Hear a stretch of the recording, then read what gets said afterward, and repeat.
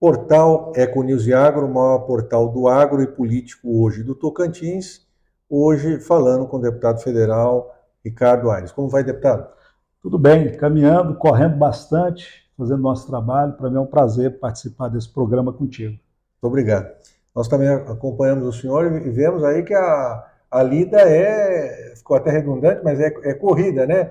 Brasília, Palmas, o Tocantins. A gente imagina que indo para Brasília, a gente vai ter até mais tempo para cuidar, mas ao contrário, além de você cuidar de Brasília, tem as demandas aqui em Palmas, tem que dar atenção e também trabalhar visitando os municípios. Aliás, essas visitas são importantes para que a gente possa identificar as demandas, que a gente, através de leis, requerimentos, eventualmente possa atender às necessidades da nossa população. Mas estou fazendo o que gosto, tenho muita vontade de acertar e isso vem fazendo a diferença no meu trabalho. Não, perfeito. Antes de mais nada, queria aqui ressaltar aqui alguns dados do deputado, e o deputado fez uma colocação interessante, importante, fazendo o que gosta. E quando faz o que gosta, realmente o sucesso vem, né? O resultado. Exatamente. É claro que a gente, quando se dedica a uma carreira pública, você precisa dar o melhor de si. E claro que fazendo isso eu não estou fazendo favor para ninguém, aliás, estou cumprindo a minha obrigação que me foi entregue com a eleição de deputado federal, mas que vem desde a minha militância e minha história na política, e através dessas experiências que são acumuladas no dia a dia e que me fez secretário de Estado da Juventude, secretário de Desenvolvimento Regional e Agronegócio, secretário de Desenvolvimento Urbano nessa capital e deputado estadual, todas essas experiências me faz ter hoje essa compreensão da missão que eu tenho, que é muito importante, que é cuidar da nossa gente, fiscalizar o Poder Executivo e também promover leis que ajudem o país a crescer e o nosso Estado. O deputado, inclusive, já sintetizou a trajetória política dele, que é uma trajetória de sucesso, só ressaltando aqui, 3 vezes deputado estadual e agora eleito ano passado como deputado federal com uma votação excelente. Se estiver errado, me corrija nos números. 45.860 votos, é isso, deputado? Exatamente. É uma votação que se aproxima de 46 mil votos, que me entregou uma responsabilidade ainda maior. Na minha primeira eleição como deputado estadual, eu tive 11.300, depois 13.100.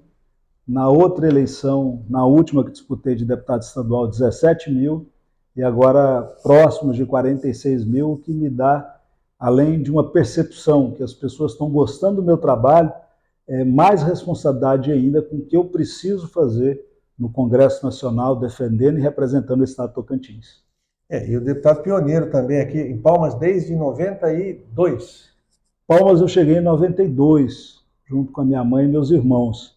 Mas eu, quando perguntado, eu brinco bastante dizendo que eu estou no Tocantins há 200 anos, porque os meus bisavós, os meus avós, os meus ancestrais, todos estabelecidos em Porto Nacional, atravessaram muitas dificuldades para que a gente hoje tivesse o Tocantins, que com o nosso trabalho, também com o trabalho de tantos outros, que chegaram antes mesmo da criação do nosso Estado, deram a sua colaboração. De maneira que eu sou portuense, me considero assim, tocantinense não de opção, mas de formação, e tudo que eu tenho na minha vida eu devo ao Estado do Tocantins e o aprendizado nessa minha trajetória, que não começou agora, como eu disse, meu bisavô foi deputado federal pelo Estado de Goiás, quando a capital ainda era no Rio de Janeiro. Foi o primeiro médico da região, hoje homenageado com o nome do Hospital Geral de Palmas. Então isso dá uma responsabilidade ainda maior, olhar para trás e tanta contribuição e colaboração que a minha família deu, o que eu preciso continuar e preciso entregar para que os nossos filhos tenham as mesmas oportunidades que eu tive. Perfeito. Deputado, antes de entrar na questão da sua ação em Brasília, qual que é a grande diferença? Eu sei que são várias, mas qual que é a grande diferença entre a Assembleia Legislativa, eu estou dizendo do ponto de vista de ambiente, né, e o Congresso Nacional? Na Assembleia Legislativa você cria mais afetividade, laços, até porque são apenas 24 deputados estaduais. A gente tem uma proximidade muito maior com o Poder Executivo, porque todo mundo se conhece. E aqui no Tocantins, como é um estado ainda pequeno, a gente consegue criar muitos vínculos que ajudam bastante no nosso trabalho. Agora, Brasília não. Brasília são 513 cabeças que você precisa convencer para os seus projetos serem aprovados. Você não tem essa proximidade com o governo federal, e eu ainda estou no meu primeiro mandato. Claro que a gente vai construindo isso aos poucos, mas eu acredito que com muito trabalho, aliás, nada vence o trabalho, né?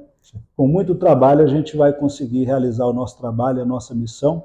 Então, Brasília dá também uma forma de compensação, porque tudo que você faz lá tem mais expressividade e ecoa com mais força na vida das pessoas. Porque o Estado Tocantins e a Assembleia Legislativa é bastante limitada na sua atuação parlamentar. Eu me refiro às leis que são produzidas. A Constituição Federal entrega para a União grande parte do poder de legislar sobre a vida das pessoas. Então, nós já temos ali vários projetos, foram inclusive aprovados, outros tantos que estão tramitando, que se por um lado eu perco nessa relação de proximidade com as pessoas, com o Poder Executivo, a gente ganha na dimensão do trabalho que a gente pode realizar lá, fazendo leis para o país todo que beneficia o conjunto da população e também o tocantinense. Não, perfeito. E nesse primeiro, vamos dizer assim, primeiro semestre de atuação, o senhor já começou a ressaltar, mas quais os projetos que o senhor gostaria de destacar dentro da sua... e das comissões que o senhor está participando lá também, acho que é importante fazer essa menção para o público tocantinense. Olha, eu apresentei mais de 25 projetos de leis que estão tramitando, alguns inclusive já aprovados. Na semana passada, por exemplo, eu aprovei o projeto de lei que trata da prorrogação da desoneração da folha de pagamento das empresas. São 17 setores beneficiados. Ao invés de se pagar 20% da contribuição patronal, que é incidente na folha de pagamento, essas empresas vão pagar de 1 a 4,5% em cima da receita bruta, o que significa a condição de só pagar impostos se houver crescimento da atividade econômica. Isso não é bom, não é só para a geração de empregos, não. Nós estamos falando nesse setor de 9 milhões de empregos que foram gerados. A gente espera que com essa prorrogação até 2027 se gere mais 1,5 milhão de empregos. Mas nós estamos falando da oportunidade que com menos gasto as empresas vão poder investir em tecnologia, inovação, melhorar a sua competitividade, para que a gente possa aí, além de gerar emprego, ver a nossa economia crescer pela força das nossas empresas, e esses segmentos foram atendidos, e foi um projeto da minha iniciativa, que foi aprovado na Câmara, está agora no Senado, deve ser aprovado até o final desse mês, essa prorrogação tão importante. Mas não tem só isso, a gente conseguiu atuar em diversas áreas, por exemplo, as pessoas que têm algum tipo de deficiência ou têm algum tipo de patologia incurável, volta e meia eu tinha que buscar atestados médicos para comprovar de 6 em 6 meses uma condição que era intransponível para ela. Se a pessoa tem uma doença incurável, ela basta comprovar uma vez, mediante atestado, para que seja atendido por hospitais, por planos de saúde. Não precisa a cada 6 meses ter que procurar médico para pegar atestado. Isso acaba aumentando fila, tirando qualidade de vida para as pessoas que às vezes são acometidas de doenças graves, que não precisam ser comprovadas de tempo em tempo. Apresentei também um projeto que está tramitando, inclusive já tem regime de urgência, para liberar e colocar na lista de medicamentos do SUS o canabidiol, que muita gente hoje usa, quem tem Alzheimer, quem tem mal de Parkinson e outros tratamentos, já vem se mostrando bastante eficaz a utilização do canabidiol. A Anvisa já liberou ele há mais de 8 anos e ainda não está na lista do SUS. Alguns estados já estão fazendo isso, o medicamento é muito caro, e quando você não regulamenta, acaba sendo bastante oneroso para as pessoas, porque ela vai se socorrer no mercado negro, comprando às vezes medicamento de péssima qualidade. Então, estou com esse projeto, e tantos outros em diversas áreas, na área da educação, na área da defesa do consumidor, na área da saúde em especial. São várias as pautas e a gente tem procurado alcançar todas elas. Por quê? Não existe prioridade por áreas de trabalho. As pessoas têm necessidades em todas as suas dimensões. Tem pessoa que tem saúde, tem acesso à educação, mas quer ter qualidade de vida com acesso à cultura, com acesso ao lazer, então eu procuro atuar em todas essas áreas. São mais de 25 projetos que estão tramitando, relatei mais de 15 projetos também nas comissões, matérias de outros deputados, de outros senadores. Agora mesmo tivemos uma lei, foi da senadora Cátia Abreu, que passou pela minha relatoria na CCJ, que ele colocou o Tocantins na Rota Nacional do Turismo, que vai facilitar mais investimentos do governo federal, por exemplo. Perfeito. Inclusive, depois, deputado, vamos deixar alinhado, o público vai estar vendo, a relação dos principais projetos, que como são vários, né, fica difícil falar em todos, mas vamos colocar a relação deles passando na tela. Outra questão, deputado, com relação à reforma tributária. O senhor votou a favor, a maioria dos deputados... Bom, a reforma tributária ela foi avassaladora no aspecto de votação, mas como é que o senhor está vendo a reforma tributária no status quo que está sendo agora no Senado, etc. e tal? Bem, o Brasil tinha e tem ainda esse ano duas pautas absolutamente importantes que vão assegurar o crescimento da nossa economia e, crescendo a economia, a oportunidade de emprego e renda para as pessoas.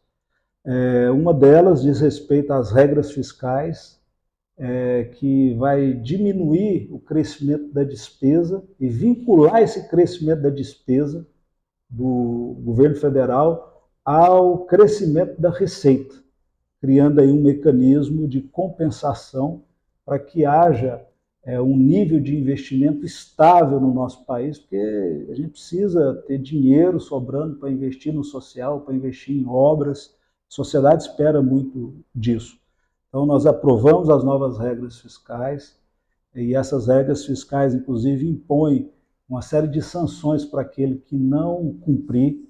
Nós temos, para o ano que vem, por exemplo, uma meta de déficit primário zero. A gente acredita que não se realize, vai ser algo próximo disso, mas a gente já sinaliza aí para uma estabilidade fiscal importante para sinalizar para o mercado, para trazer investidor e para fazer o nosso país crescer. E a outra grande pauta é a reforma tributária.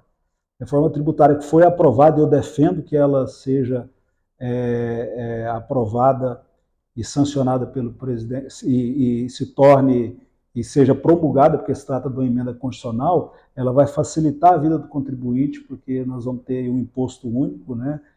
Um federal e outro para estados e municípios.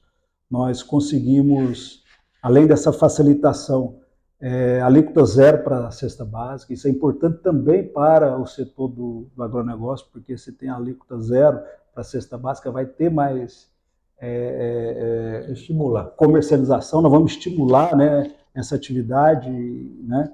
Nós também conseguimos aprovar a alíquota reduzida para o setor de saúde, educação, transporte público. Até houve um tratamento também diferenciado com relação ao agronegócio, que é o nosso grande potencial. Então a gente está preparando o país aí para o futuro, e essas duas reformas são muito importantes. A gente espera que a gente possa, o mais rápido possível, aprovar a reforma tributária e, claro, a regulamentação que vem a partir disso, porque nós precisamos prever uma alíquota justa para os diversos setores da economia, e o mais importante, fazer com que quem possa mais, pague mais imposto. Eu, por exemplo, não entra na minha cabeça, o coitado pobre que tem uma motinha paga IPVA, e quem tem lancha, quem tem helicóptero, quem tem avião não paga IPVA. Então isso não entra na minha cabeça. A gente precisa tributar também renda, tributar também lucros e dividendos, para fazer mais justiça, porque é essa justiça tributária que vai fazer a gente crescer com qualidade, e tenho certeza que a gente vai aprofundar, mas vamos fazer isso também de maneira muito comedida, porque não adianta também você afugentar quem produz, porque se você afugentar quem produz, nós não vamos ter riqueza para dividir. Perfeito. Deputado, vamos falar também um pouco sobre a questão do agronegócio. O senhor fez até algumas menções agora interessantes, mas o que o senhor gostaria de destacar? O agronegócio dispensa comentários da importância dele para a economia do Tocantins. E o que o senhor gostaria de destacar da sua atuação como parlamentar para o agro? E, enfim, gostaria que o senhor falasse para o público do agro aqui, o que o senhor achar mais relevante também, além da questão de projetos, etc. Olha, nós precisamos nos esforçar agora para para agregar valor à nossa produção, para fazer com que se possa industrializar o nosso estado e essa região norte e nordeste do país, em especial o Mato Piba. O agronegócio responde por quase a totalidade do nosso PIB. E na nossa atuação parlamentar eu tenho pautado muito, primeiro, no respeito à propriedade. Eu mesmo sou signatário, junto com o deputado Lázaro, do projeto de lei que proíbe quem invade terras de eventualmente se beneficiar de algum programa do governo federal de reforma agrária. Eu acho que essa estabilidade, essa segurança jurídica no campo, ela é muito importante. Agora, é claro que nós precisamos dar espaço para que os grandes se tornem maiores ainda, porque isso é importantíssimo para a nossa economia, sem prejuízo daqueles pequenos, da agricultura familiar, que é quem também nos ajuda, quem coloca a galinha caipira na nossa casa, é quem produz e gera um atendimento, principalmente nas nossas feiras das cidades, e que também movimenta a economia com bastante relevância. Então, eu tenho me pautado nessa segurança, nessa observação com relação a todos esses episódios bastante irresponsáveis de certos setores da sociedade que não entende que é através da paz e da segurança que a gente vai fazer o nosso país crescer. E eu tenho também voltado meus olhos especialmente para a questão logística do nosso estado. Nós temos a ferrovia Norte-Sul, nós vamos ter a ferrovia Leste-Oeste, que já foi anunciada, e nós vamos ter a ferrovia que liga o Mato Grosso ao Tocantins e ao estado de Goiás, e que vai integrar Norte-Sul com a Leste-Oeste. Se a gente pensar isso, pensar a hidrovia do rio Tocantins, eu tive lá no IBAMA falando sobre licenciamento para quebrar as pedras do Pedral do Lourenço. Se a gente pensar a ferrovia aliada à rodovia e à hidrovia, nós vamos ter mais competitividade e nós vamos mudar todo o eixo logístico do nosso país, porque a gente vai deixar de usar os portos do sul do Brasil, portos do Paraná, de Paranaguá e de Santos, e vamos passar a utilizar para a saída da nossa produção os portos de Itaqui e os portos do estado do Pará, que ficam metade da distância da Europa e dos Estados Unidos. Então a gente precisa pensar essa competitividade, essa logística, e com essa condição a gente vai melhorar mais ainda a vida dos nossos produtores. Então quer dizer que o agro pode contar 101% com o deputado Ricardo Aires? O agro pode contar 110%, eu vou colocar 110%, então, 9 aqui, gente... porque eu sou o 10 e o 10 é republicanos, o 10 tem compromisso com o agronegócio, com o crescimento do nosso país que depende, e o estado Tocantins com muito mais força e propriedade ainda. Perfeito. Deputado, vamos falar um pouquinho também sobre a questão eleitoral, até o senhor pode até fazer essa menção, com mais propriedade por ser deputado federal, onde pode intervir, né, como o senhor mesmo colocou no início. Cada 2 anos nós temos eleição, não sei se é bom ou se é ruim, a questão eleitoral ela não sai do circuito, porque toda hora tem eleição. Se é bom ou se é ruim, vamos deixar para a interpretação do público, mas o assunto não sai em pauta por causa disso. Tivemos a eleição ano passado, e esse ano não, obviamente, mas ano que vem temos a eleição novamente. E a discussão já começou, na realidade, né? Então, a pergunta é, como é que o senhor está vendo o cenário para as eleições municipais no Tocantins, em especial com relação a Palmas e Porto Nacional? Bem, primeiro eu acho que nós não devíamos ter eleição a cada 2 anos. Eu defendo mandato de 5 anos, e uma eleição única em que se possa eleger de vereador a presidente da República. Porque isso vai diminuir o custo que nós temos, que recai para a nossa população, ainda mais agora com esse valor astronômico do fundo eleitoral. Então, gastando isso a cada 5 anos, o valor do fundo eleitoral, você vai ter esse fundo eleitoral dividido com vereador, com prefeito, com deputado estadual, federal, até presidente da República. Então vai ser melhor para o país isso. E outra coisa ruim também, porque de 2 em 2 anos, grande parte dos serviços públicos são obrigados a parar em função da lei por causa da eleição. O prefeito no ano eleitoral não pode trabalhar, e aí o governador bota a culpa no prefeito. No ano de eleição estadual, o governador não pode trabalhar, o prefeito bota a culpa no governador. E quem tem razão? Os dois. Mas os dois em que sentido? Que, de verdade, não se pode fazer nada em função dessa legislação, que às vezes atrapalha as coisas andarem e acontecerem. Então, eu defendo que a eleição seja a cada 5 anos, eleição geral, para todo mundo escolher de vereador até presidente da República, passando pelo Senado e tudo mais. Tem algum movimento, eu estou dizendo mais concreto, no Congresso, a fazer essa mudança? Olha, o grande problema no Congresso é que o deputado federal que se elege, grande parte deles, desejam ter a possibilidade de concorrerem a prefeituras e, caso não tenham êxito, consigam manter os seus mandatos. Então, esse é o grande problema. Agora a gente tem feito esse debate, agora nós vamos aprovar uma mini reforma eleitoral que não trata disso, porque isso aqui precisa mudar a Constituição para mudar o tempo dos mandatos, mas eu defendo que isso aconteça. Agora, essa é uma discussão muito antiga, que não avança na Câmara e no Senado exatamente por isso, porque quem está gostaria de concorrer e, caso percam, possam voltar a exercer o mandato para qual foram eleitos. Então, esse é o grande problema que não faz isso caminhar no Congresso. Perfeito. E como é que o senhor está vendo a eleição municipal do Estado, em especial em Palmas, e os nomes já colocados também, se quiser fazer menção de algum nome, tanto Palmas quanto Porto Nacional? Bem, eu vejo um eleitorado do ponto de vista do debate nacional dividido ainda no nosso Estado, né? Essa polarização Lula-Bolsonaro ainda traz reflexos relevantes no cenário político tocantinense. No âmbito estadual, e aí essa é a grande novidade, pelo alto índice de aprovação do governador Wanderlei Barbosa, o governador Wanderlei é o maior cabo eleitoral dessas eleições e vai influenciar decisivamente a eleição em todo o estado. Eu sou do partido dele, inclusive a gente tem recebido aí um volume de pessoas interessadas em filiar no partido muito grande.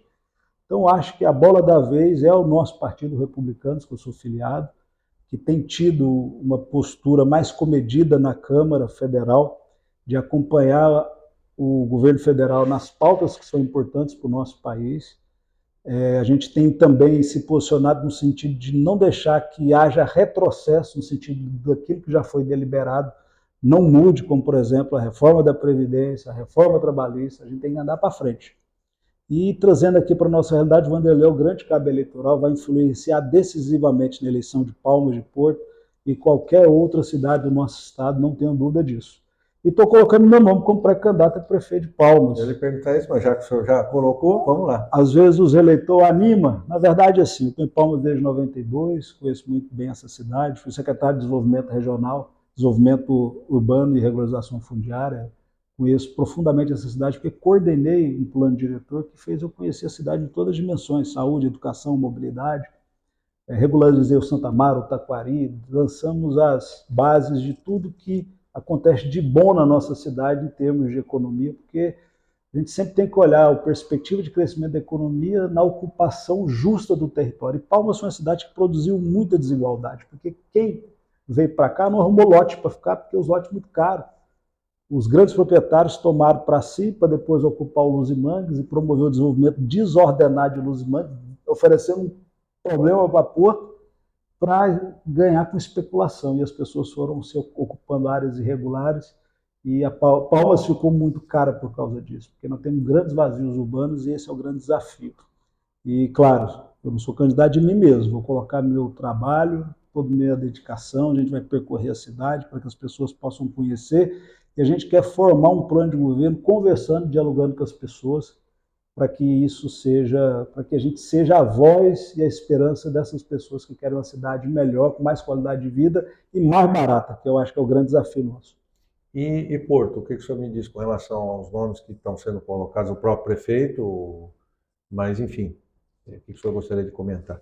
Olha, Porto Nacional, eu vejo o prefeito Ronivon fazendo um excelente trabalho. Inclusive, na medida do possível, a gente vem dando a nossa colaboração com a colocação de emendas, mas vejo também um crescimento muito grande do deputado federal Tonho Andrade, que está com sua pré-candidatura colocada, até por força de tudo aquilo que o governo do estado vem realizando na cidade. Nós temos a ponte de Porto Nacional, que é a maior obra civil hoje em andamento no nosso Tocantins, a pleno vapor. Nós temos agora o distrito industrial da cidade, que está sendo feito. Mais de 30 anos foi criado, mas ninguém teve coragem de fazer. O governador Wanderlei, graças ao nosso esforço, está lá realizando. E esse compromisso do governador com o deputado Toninho esse congraçamento de forças pode certamente fazer a diferença na cidade. Até o próprio deputado federal Vicentinho Júnior também já declarou seu apoio ao deputado Tonho Andrade, de maneira que eu vejo uma campanha bastante acirrada e polarizada, mas vejo com bastante cautela ainda o Senado, porque até a gente sabe que tem outros jogadores também, outros players se colocando, e a gente precisa ver as coisas andarem, como diz, o caminhão andando, as abóboras vão se organizando, né? Perfeito. E tem um detalhe só para complementar o assunto eleição, é que Palmas, em especial, vai ter segundo turno, o que muda completamente a dinâmica empregada até hoje, né? Por isso que eu não tenho dúvida que o candidato do governador Vanderlei, o candidato do nosso grupo, o candidato republicanos em Palmas, vai eleger e vai vencer as eleições em Palmas. Primeiro porque no primeiro turno nós vamos ter uma divisão muito grande com várias candidaturas colocadas. E em segundo lugar, e eventualmente no segundo turno, nós vamos juntar o time maior que tem mais coisas para falar da nossa cidade em termos de conquista. O que o Vanderlei fez para o servidor público é inquestionável. O que está sendo feito na nossa capital, a partir do investimento do governo do Estado, é algo que certamente vai fazer a diferença nas eleições e nessa disputa que acontecerá. O governador Vanderlei e a sua família está estabelecida aqui desde o início. Seu pai foi o primeiro prefeito daqui. A maioria dos deputados estaduais mais bem votados aqui em Palmas e federais são todos do time do Vanderlei. Então, quando a gente juntar isso tudo numa força só, passando a mensagem, e esse vai ser a minha grande mensagem. O governo do Estado nunca trabalhou junto com a Prefeitura de Palmas. Com o Ricardo Aires, o governador Vanderlei, nós vamos trabalhar juntos e aí nós vamos produzir muitos resultados ainda mais positivos para a nossa cidade.